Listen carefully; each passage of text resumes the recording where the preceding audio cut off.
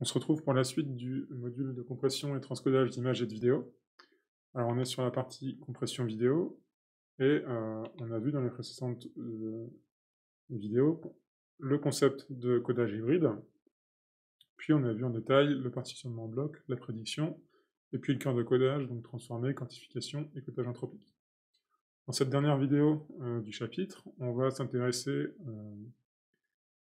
à la partie reconstruction du bloc, et surtout à un outil qui a été ajouté dans HD64 AVC pour améliorer la qualité de ces blocs reconstruits. Et enfin, on va conclure sur ce chapitre. Alors, du coup, on est à ce niveau-là dans l'encodeur, donc dans la partie reconstruction. C'est une partie qui est vraiment identique à ce qui est fait côté décodeur. Alors, dans AVC, on a décidé de rajouter un filtre de déblocage. Alors pourquoi? Tout simplement parce qu'il y a des artefacts de blocking, qu'on appelle artefacts de blocking artifacts, qui sont en fait le défaut majeur de toute méthode de compression basée sur un partitionnement en bloc. Alors pourquoi? C'est tout simplement parce que on va avoir des effets de bloc qui vont être très visibles à bas débit, et qui vont être gênants pour n'importe quel humain qui regarde une vidéo. Et ces effets de bloc, ils sont notamment dus au fait que la reconstruction va être beaucoup moins précise le long des contours des blocs. Alors, pour remédier à ça, il y a un deblocking filter qui a été ajouté dans HD64 AVC. Ce filtrage, il est fait à l'intérieur de la boucle d'encodage ou décodage, ça dépend comment on le voit, juste avant de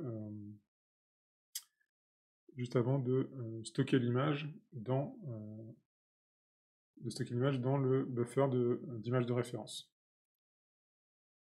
Ce filtre de déblocage, il va apporter une prédiction de meilleure qualité, puisque l'image de référence qui a été stockée et qui a été filtrée va avoir une meilleure qualité. Mais par contre, cette amélioration de qualité de la prédiction va venir avec une complexité qui va être grandement accrue, puisqu'on fait un filtrage sur toute l'image dans la boucle d'encodage. Alors, on va essayer de voir l'effet du deblocking filter visuellement. Alors je ne sais pas si vous allez arriver à le voir sur la vidéo YouTube, puisque l'encodage YouTube va lui-même rajouter potentiellement des effets de bloc. Donc si vous ne voyez pas, essayez d'aller voir sur le PDF du support de cours pour bien voir ces effets de bloc.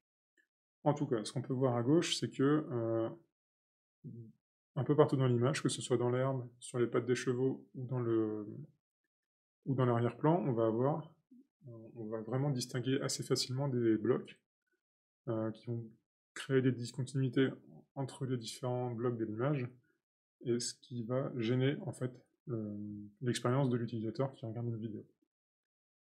Si on regarde l'image de droite, qui a été du coup filtrée avec un deblocking filter, eh bien on voit que la majorité de ces contours de blocs qui étaient visibles dans l'image de gauche ne sont plus présents.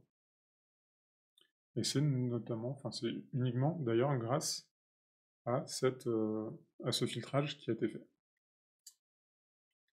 Alors, comment on fait ce filtrage? Eh bien,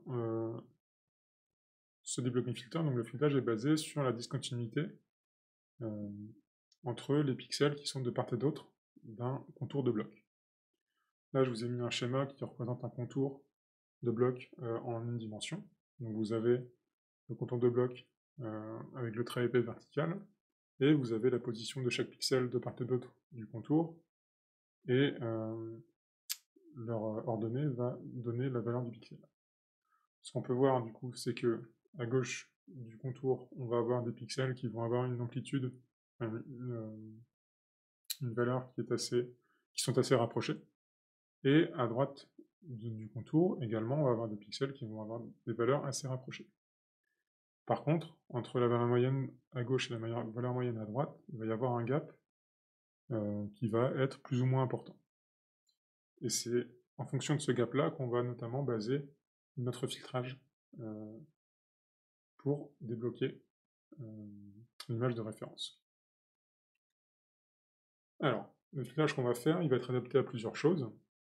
D'abord, il va être adapté aux caractéristiques de la séquence vidéo, puisqu'on va éviter de faire du filtrage sur les contours naturels. Parce que le filtrage va avoir tendance à lisser. Donc si on commence à lisser les contours naturels, on va se retrouver avec une image qui va manquer vraiment de piquer à la fin, et donc on va perdre de l'information. Comment on fait ça? Tout simplement, on va analyser la valeur du gap entre les pixels de gauche et à droite, ou en haut et en bas du contour. Et si ce gap est trop grand, et très grand, en fait, ça veut sûrement dire que c'est un contour naturel. Par contre, si le gap est important, mais dans une amplitude maîtrisée, eh ben, on va se dire que c'est un effet de bloc. Ensuite, deuxième adaptation du filtrage, c'est que la force du filtrage va dépendre notamment des modes de codage qui ont été utilisés pour coder les blocs adjacents au bloc que l'on veut débloquer. On va surtout avoir un filtrage plus fort si le bloc adjacent a été codé avec un mode intra, puisque c'est ceux qui ont tendance à générer le plus d'effets de bloc à cause de leur propagation directionnelle des pixels de référence. Et également, on va avoir un filtrage plus fort si le bloc adjacent a été codé avec une prédiction inter, mais avec une image de référence qui est différente de celle du bloc courant. Pourquoi ça? Parce que si on a deux images différentes qui sont utilisées comme référentes, potentiellement il y a un mismatch entre les deux, donc qui peut créer un effet de bloc. Et enfin, le filtrage est aussi adapté, comme je vous l'ai dit, à l'analyse de la discontinuité de part et d'autre du contour. On aura le choix entre 4 filtres non linéaires différents en fonction de cette discontinuité, et on va également adapter la force du filtre en fonction du pas de quantification. Parce qu'on sait que les effets de bloc vont avoir tendance à être surtout présents à des bas débits, donc à des pas de quantification très grands, et ben on module en fait la force du filtre en fonction de ce pas de quantification. Voilà ce que je voulais vous dire concernant le codage hybride et surtout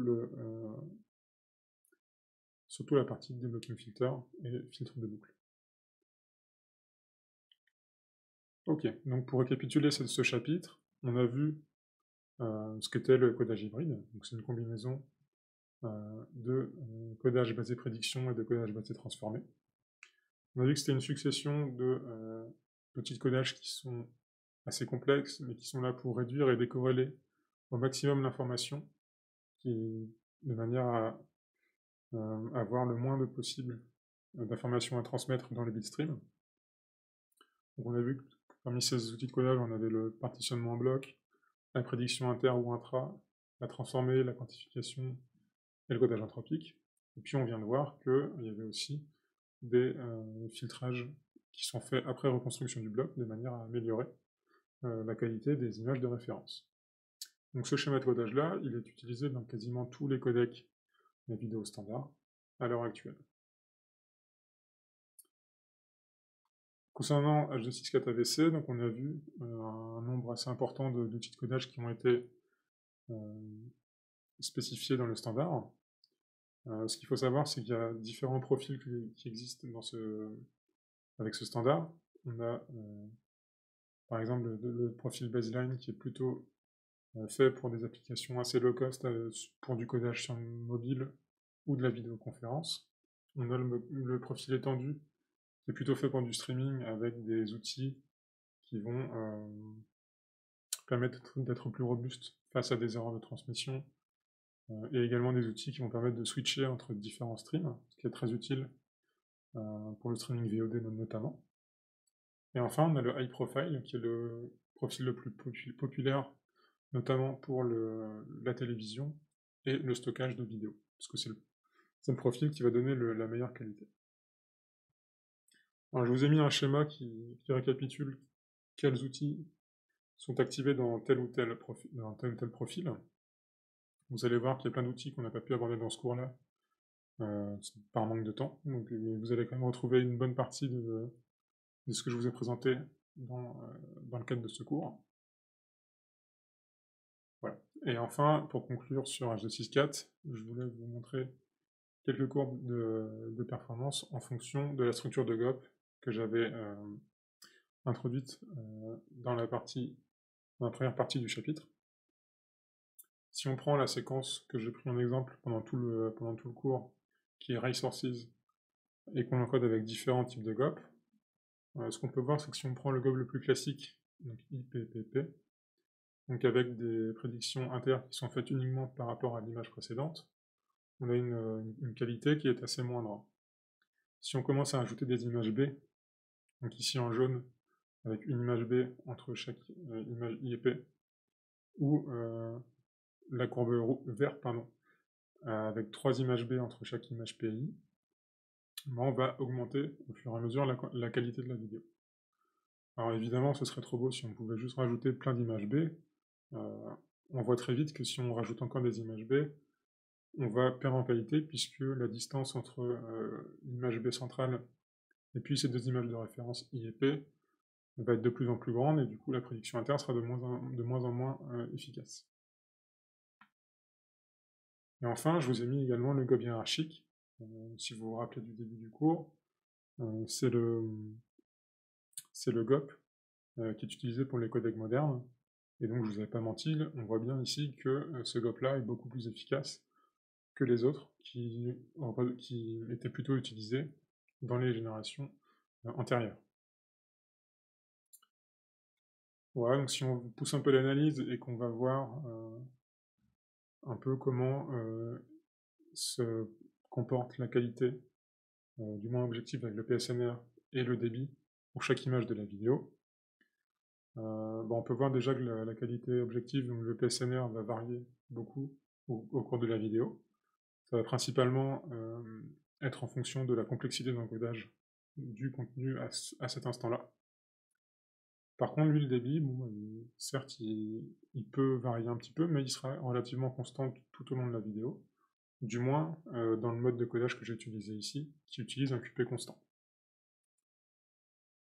Ce qu'on peut remarquer tout de suite, c'est que, c'est pas une surprise, le poids des images I va être beaucoup plus important que le poids des images P, puisque, on le sait, la prédiction inter est beaucoup plus efficace que la prédiction intra.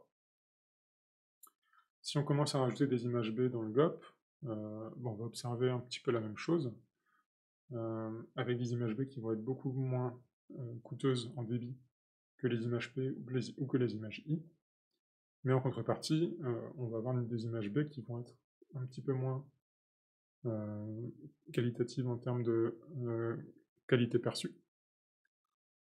Alors ici, la différence est aussi due à une différence de QP entre les images IP et les images B. Bon, il faut prendre un peu prendre un peu de recul.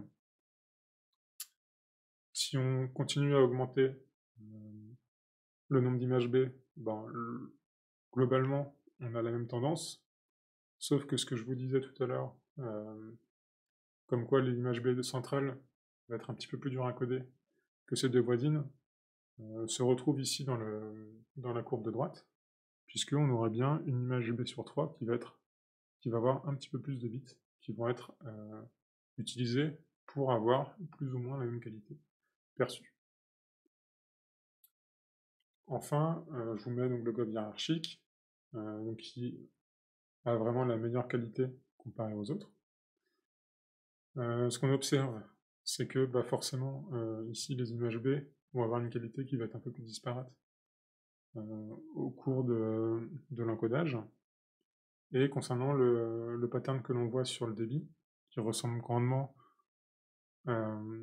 au pattern du GOP hiérarchique, c'est principalement dû au fait qu'on va utiliser un QP différent pour chaque niveau d'image B.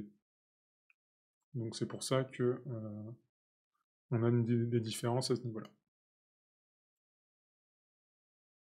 Voilà, c'est tout pour moi pour cette partie du cours.